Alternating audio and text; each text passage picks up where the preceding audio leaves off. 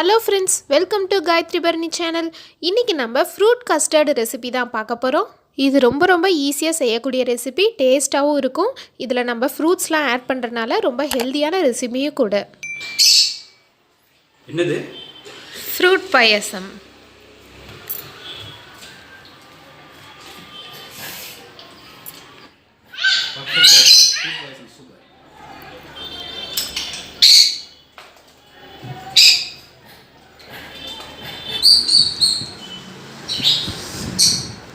கிருத்திக் எப்படி இருக்கு? எப்படி இருக்கு? நல்லா இருக்கா இல்லையா? சூப்பரா இருக்கா? இந்த ரெசிபியில் ஃப்ரூட்ஸை தவிர 3 பொருள் தான் நம்ம யூஸ் பண்ண போகிறோம். ஃபஸ்ட்டு வந்து 1/2 லிட்டர் பால் நான் எடுத்துக்கிறேன். தண்ணி ஊற்றாத திக்கான பால் இதை காய்ச்சி எடுத்துக்கலாம். இது கஸ்டர்டு பவுடர் 2 ஸ்பூன் நான் இது எடுத்துக்கிறேன். இது எல்லா டிபார்ட்மெண்டல் ஸ்டோர்லேயும் கிடைக்கும். கஸ்டர்ட் பவுடர்லேயே நிறையா ஃப்ளேவர்ஸ் இருக்குது. நான் பைனாப்பிள் ஃப்ளேவரில் இன்றைக்கி வாங்கியிருக்கேன். இது கூட 3 டேபிள் ஸ்பூன் காய்ச்சி ஆற வச்ச பால் நான் சேர்த்துக்கிறேன். இந்த பவுடரை நம்ம கட்டி இல்லாமல் கரைச்சிக்கலாம். இதை நம்ம கரைக்காமல் அப்படியே நம்ம பாலில் சேர்த்துறோன்னா பால் கட்டி ஆகிடும். அதனால் நம்ம கரைச்சி அதுக்கப்புறம் சேர்த்துக்கலாம்.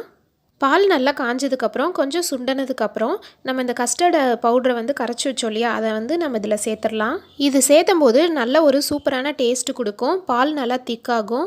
இது சேர்த்துனதும் உடனே நல்லா கலந்து விட்டுட்டே இருங்க, இல்லைனா அடி பிடிச்சிரும், இல்லைனா கட்டி ஆகிடும். அதனால் கலந்து விட்டுட்டே இருங்க. பால் கொஞ்சம் திக்கானதும் 6 டேபிள் ஸ்பூன் சர்க்கரை நான் இதில் சேர்த்துக்கிறேன். 1/2 லிட்டர் பாலுக்கு 6 டேபிள் ஸ்பூன் சர்க்கரை சேர்த்தனோன்னா ஸ்வீட்னஸ் கரெக்டாக இருக்கும். உங்கள் இனிப்பு சுவைக்கு தகுந்த மாதிரி கொஞ்சம் சர்க்கரை அதிகமாகவோ கம்மியாகவோ நீங்கள் சேர்த்துக்கலாம். இந்தளவுக்கு நல்லா திக்கானதுக்கப்புறம் நம்ம ஸ்டவ் ஆஃப் பண்ணிவிட்டு இது நல்லா ஆற வச்சிடலாம். அவ்வளோதாங்க, ஃப்ரூட் கஸ்டர்டுக்கு பேஸ் ரெடி ஆயிடுச்சு. இது நல்லா ஆறிடுச்சு. முன்னே இருந்ததை விட ஆறுனதும் இன்னும் கொஞ்சம் நல்லா திக்காயிருக்கு. இது கூட உங்களுக்கு பிடிச்ச ஃப்ரூட்ஸ்லாம் நீங்கள் சேர்த்துக்கலாம். ஆப்பிள் 1/2 கப் நான் எடுத்துக்கிறேன். அடுத்தது ஒரு வாழைப்பழம் இந்த மாதிரி நான் ஸ்லைஸ் பண்ணி சேர்த்துக்கிறேன். அடுத்தது மாதுளை 1 கப் நான் சேர்த்துக்கிறேன். நான் வந்து இன்றைக்கி 3 ஃப்ரூட்ஸ் தான் சேர்த்துக்கிறேன். நீங்கள் இது இல்லாமல் மேங்கோ, பப்பாயா, கிரேப்ஸ்லாம் சேர்த்துக்கலாம். பைனாப்பிள் மட்டும் சேர்த்துக்க வேணாம், ஏன்னா பைனாப்பிள் சேர்த்தும் போது டேஸ்ட் நல்லாயிருக்கும். ஆனால் ஒரு ஹாஃப் டே ஆனதுக்கப்புறம் அதோட டேஸ்ட்டே, பாயாசத்தோட டேஸ்ட்டே கசப்பான மாதிரி மாறிடும். இதை கலந்து விட்டுறலாம். அவ்வளோதாங்க, நம்மளோட ஃப்ரூட் கஸ்டர்டு சூப்பராக ரெடி ஆயிடுச்சு.